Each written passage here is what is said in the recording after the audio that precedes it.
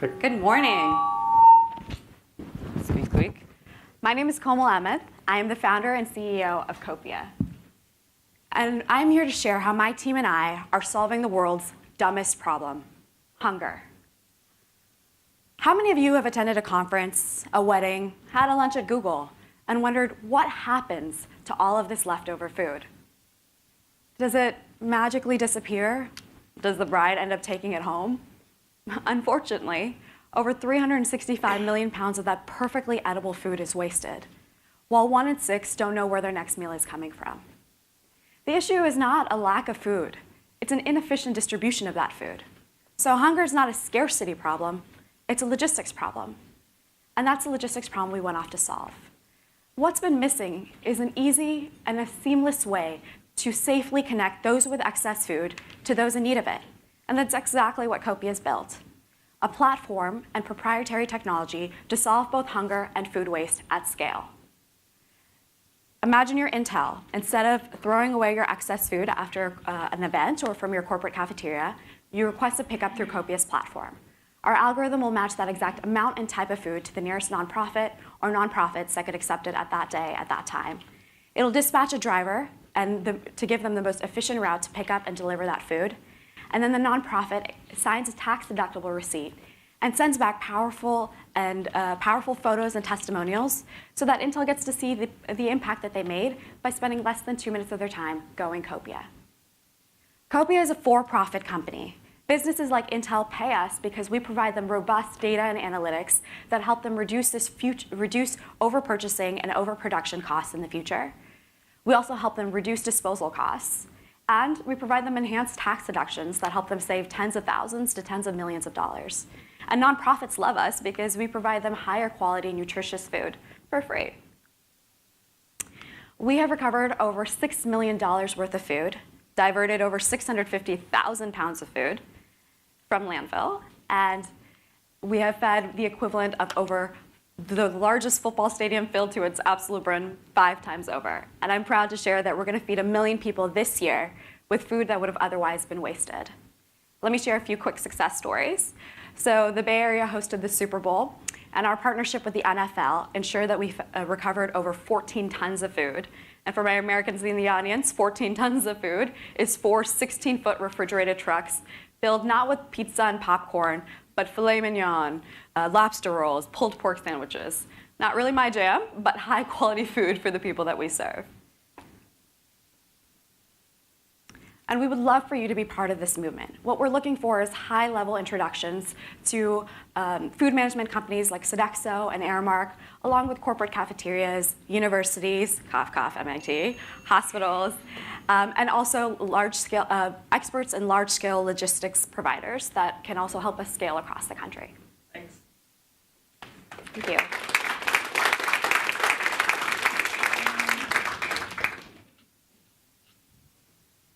Hi.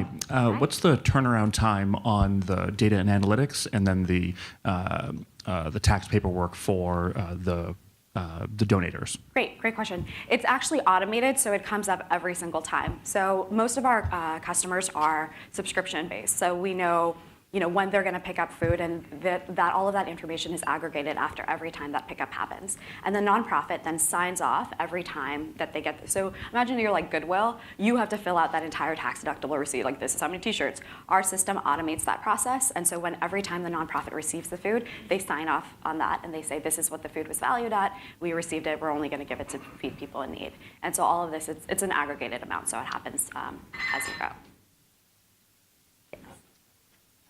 How do you deal with food safety and expiration dates? Sure. Yeah, so a lot of the food that we're talking about is like high quality, highly perishable food. And there's 5 different ways that we protect businesses from liability. So first and foremost, there's a federal act that protects all donors, regardless of whether you're a corporation, organization, or individual. It's called the Bill Emerson Good Samaritan Act. And in the last 20 years, the number of lawsuits or legal claims that have been filed against any business or individual has been 0. But everyone and their mother has like a second cousin twice removed, uncle's golf buddy's hotel that shut down. And it never happened. And we also provide, all of our drivers are ServSafe certified, professional food handlers. We have a $5 million insurance policy that picks up food from the time of drop-off to the time of pickup. And also, we're also working with policy to work better on like improving the best by, sell by, use by dates, because there is a lot of confusion in that.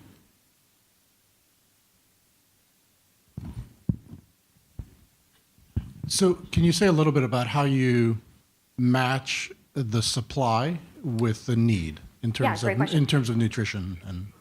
So it's more in terms of what the need actually is. So our nonprofits create essentially dating profiles. They'll tell us who we are, what kind of clients they serve. You're going to feed different food to senior citizens versus children. What kind of food can they accept? You know, prepared, ready to go because they don't have a kitchen. Uncooked meat, dairy because they have a kitchen, they want to make it themselves. And if you're in San Francisco, gluten-free food, because you know, and I'm being serious there. And then what's their refrigeration capacity? What's their freezer capacity? When do they need the food? And all of this information is then stored into a virtual marketplace. And so when someone requests a pickup of their excess food, they're telling us already, you know, what kind of food it is, what's the weight of that food. And then our algorithm will kick in and match that exact amount and type of food to the nonprofit that's open, that's closest, that can accept that type of food, and then match it the most effective route. And then also dispatch the driver to do that. Going to sound like a naive question, but why hasn't it been done before? I think there's a few reasons. So, I mean, it has been done. We didn't invent the concept of food recovery. We just put technology behind it to help scale it, you know, because that's what's required. I think that before, you know, what hasn't been existed has the proliferation of technology, you know, among other things. We can talk more about it after. Stage left. Stage left. Thank you. I know that Komal has rejoined the room. So if we want to get the microphone back here, have a microphone. Hello. I was wondering if you had, over here, sorry. Got it. I was wondering if you had any issues with foodborne illness or allergies, and if so, how you handled that. No. That's gross. Other questions? Yep, right in the back. And to add to that, that was such a simple answer. All of our drivers are ServSafe certified, so they have the professional food handler training necessary to be able to move this food very quickly and in a way that is safe. And then all of this food is, because we're point-to-point distribution, we don't have a hub.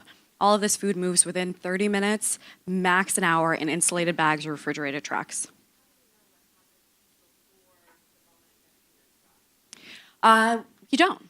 I mean, you're also basing this on the fact that the donor is providing, I mean, food safety is inherent to all of the businesses, right? Like that is their life. They are providing food on a daily basis to other people. And so this is just one more step that you're doing. And I mean, they also abide by food safety standards, which are uniform across the board. And I'm sure there was something else I was going to say, but I'll come think about it and let you know. Yep. Next. Thank you. How can you say to Flatbox? How can you save costs to urban communities by using water bucks? Yeah, well, you can actually, from the data that we infer, we reduce the cost of water waste. So they rely a lot on water production and keeping that production very efficiently reaching out to their customers. One of the things we do is that we can, since we're monitoring every endpoint on a real-time basis, we can actually shut down all of the endpoints if there is a problem in the system, and we can determine if there's a problem in the system from the sensors installed within that also monitor water pressure. So if we see a down of water pressure, we can know that there's a leakage in that area and shut down every single one of those water meters and then deploy someone immediately to address that challenge so that reduces costs of troubleshooting. Great. I remember the last part I was going to say. All of the nonprofits that we work with sign a hold harmless indemnity agreement, which directly indemnifies us as well as any of our food providers from any liability. It also puts the onus of accepting, rejecting, distributing food onto them. So if they bring like a box of corn and it smells funky, they could be like, nah, brah, we're not about this. Like, and you could reject that food. It hasn't happened, but it could. Yeah. I have one big question for anyone who wants to take this in the group, which is we live in a very fast-changing world. And I know that many of us you're all working in very different contexts, some developing, some developed. But there are a lot of technologies, and we've heard them mentioned, things like blockchains and AIs and machine learning. I was wondering what technologies you are following that you're really excited about and see potential interactions with for your solution that maybe you didn't talk about within your pitches. Drone technology, can you imagine that? Like you surpass all of this. Autonomous vehicles, so you don't even have to rely on drivers. So I'm taking food from point A to point B and enabling it to happen even faster, and then deploying food in other regions that are aside from just the wealthiest country in the world. Yep. I think over to here and then to Elliot.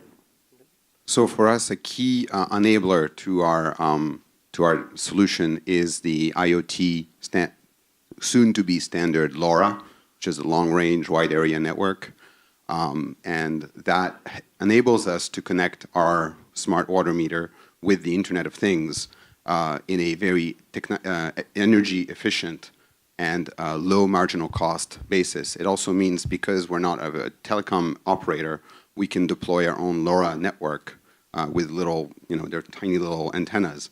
And we're basically free to then have other sensors piggyback onto our network and create additional value for the water utility. So LoRaWAN is definitely key.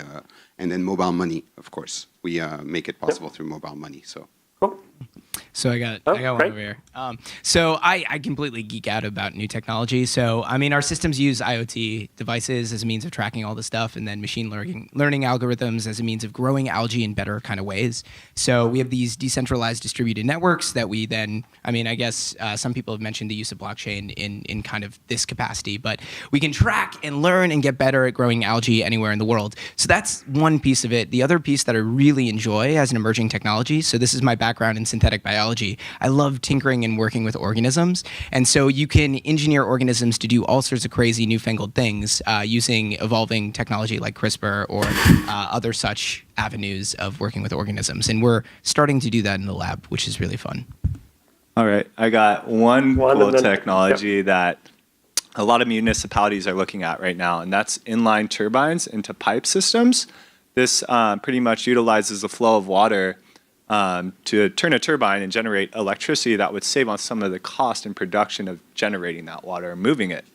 However, for gravity water systems, if we could find a way to integrate an affordable turbine technology, it would be 100% beneficial and new energy supply, not replacing energy that was used. Since most of these systems are used in areas like Nepal that have Indian monsoons, they have 5 months of solid rain, and that water is just going down. So there's a high potential for integrating inline turbines to generate power at gravity water systems as well. Great. Yeah, I Edwin, think Johanna, and then Anil. Yeah, this is good. I like having all these different responses. I think one that's key central to our technology is artificial intelligence. The amount of data that we produce from our sensors is so huge, it's so big that no single human being could actually go through a year of the whole 1,000 sensors generating this. But the leads that artificial intelligence can see that underlying, the obvious. For example, it can map out, like when somebody said, the economical status of from water consumption. It also can map out different factors, and I think this is only possible with AI. There's no other way to do it, and I think that's a very key part of it. Johanna, next. Hi, sorry. Apart from the technology we have already presented here, we have one more technology where we increase the lifespan of the food so it doesn't get wasted for another 3-4 weeks, which is supposed to get wasted in one week. And we have a patent for this as well, and we are looking forward to take that forward. Great. We're excited about two particular technologies. One of them are more effective and efficient fog catchment mesh made out of particular kinds of metal. MIT in particular is one institution that's developing those, and so we would love to explore that further for implementation. The other technology are different kinds of dew catchment systems based on the Namibian desert beetle, which are textured surfaces that maximize water catchment on site in very low energy cost ways. So we're excited to explore those. I think as well too wasn't mentioned virtual reality, because we're talking about problematics in the world, right? And in the end, decisions get taken by emotional connection as well. And we've done our first virtual reality following one of the fruits that then gets to refectorio and gets transformed into a meal for people in need. And so people really connect. And I think any of us can use that as well in their space of work, because showing what actually happens in Africa with water, or what happens in Guatemala with the malnutrition of children. So I think that has huge potential for all of us. Okay. One more piece here, because I have a note. Can we open up WebEx? Because I think that Angel has an answer for this as well. And then we'll have one more audience question, and then we're going to have to call it. I can answer that same question really quickly if you don't. Sure. Well, we're figuring I'm this out. just going to answer it in a slightly different way because I think it's easy to geek out on technology. So that's cool, that's cool, that's cool. But I think what we found is that really understanding the use cases in the markets that we work in, developing markets in particular. So you could take stuff that's already out there, whether it's mobile IT or IoT or anything else, and really actually adapt it to the use case of that market. That's really important. Yep. And so there's a lot more that can be done with leveraging existing technologies in a way that's better suited for those markets. Can I just add something to that? So I didn't really talk about our training model with Mealflower, but we do discussion-based classes and then monthly focus groups. So we're really focused on human-centered design and incorporating the feedback of our participants as to what they find is working. And that kind of methodology and approach and doing what they find is working in their particular setting has been really exciting because we learn a lot from them, even though this is the first time that they're raising mealworms, and that's information and knowledge that we can spread with other participants in the future. So that's been really cool and exciting to be a part of. Last piece on this question, Angel? I think she's a little bit delayed given where we are in time. But Angel, if you can speak up, we'd love to have your answer to this.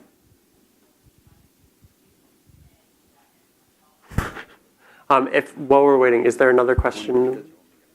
Yeah. Hi, I have a question for Gastromotiva. I thought it was a really impressive concept, and you've obviously attracted a fair amount of star power in terms of funding. I think you mentioned IDB and Cargill, and from a... And pause on that for... Yeah, no worries. Yep, go. Hello? This is Hello, can you hear me? Yeah, we can. Hello? Yes, we can. Hello? Angel, you're all set. Okay.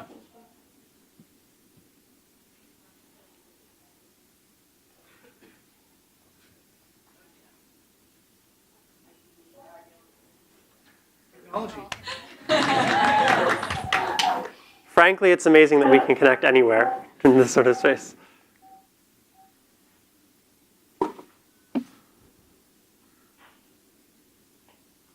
Angel, if you'd like to answer the question about what technology you're most excited about, go ahead. Yes, for us, we have a bit of a different context because we are starting to get introduced to technologies that are already existing in other environments and climes. So things that we're interested in are how to take maybe minimum viable products that have been developed in other countries that can fit for Nigeria's context. So we're looking a lot at how water generation technologies can be used, especially in agriculture. We're also looking at how blockchain can help us to be able to track and do surveillance because we don't really have as good systems for surveilling food and knowing where it came from to at least make sure that they're getting the best quality food. And then we're also interested, of course, in automation technology to help to reduce the human error so that all of the urban farmers that are on our platform can have more hand-holding through the process so that they don't make any mistakes that could be prevented. So those are things that we're really looking at. Of course, LED technology and off-grid solutions for pumps, for lighting as well. So. Great, thank you. And so if we can finish this question, then we'll maybe have one more, and then we'll be done. So back to Gastromotiva, I was just curious about the partnerships that you've been able to leverage so far in terms of funding. You said Cargill and IDB, and on this kind of gastronomical culinary side, the chef Massimo Bottura. I was wondering if you're looking to kind of leverage those relationships as you build out your product lines. I think you were mentioning moving into different business lines like frozen foods and things like that. So are you going to be doing co-branding with some of those funders or like Massimo? Or are you going to be able to leverage those partnerships to... We have a client already. ...to grow? Super. Yeah, I think because we didn't go into detail, but our food product lines will, one, be basic, so give access to communities as well to healthy food, unlike what's happened now with a New York Times article where Nestle distributes and creates littering. But on the other hand, we're going to have upscale products as well. So where Massimo co-produces a recipe and then we sell the product at a much higher margin to get more revenue in. So yes, that we're leveraging. And then on the experience side and educational events, we as well closed a partnership with FAO, so to train the trainers. We've already gone to the Dominican Republic last month, now going to Colombia, training people to work with this issue on site as well with the experience that we have. So that's a consultancy, so it's a revenue stream for us, and it's part of our mission of creating multipliers as well. So yes, so these are the base for partnerships. Thank you so much. That's all the time we have for questions. 2 minutes of housekeeping here. Lunch is going to be outside momentarily, so you can go out and grab that. Please don't waylay the finalists. We need to move them to the other room, make sure they know where they're seating for the afternoon plenary first. Then you can grab them over lunch. Please join us for that plenary. It'll be around inclusion as a fuel for innovation with Ursula Burns. We will also be announcing the selected solvers. Judges, we will head off into our deliberation room, and we will be back with you in an hour. Thank you all so much again for coming. I hope you really were impressed by this huge swath of different ideas. And look forward to the rest of the day.